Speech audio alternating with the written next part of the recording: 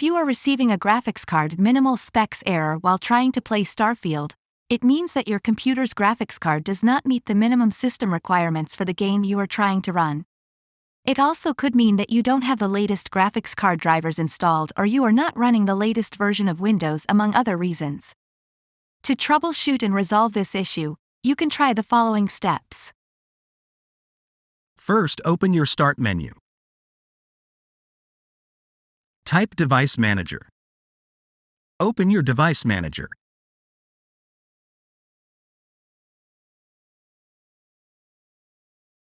Expand Display Adapters. Right-click your display adapter and select Properties. Open the Driver tab. Select Update Drivers. Select Search automatically for drivers.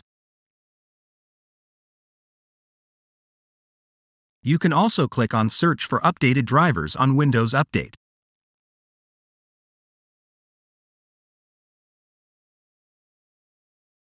Now click on Search for updates.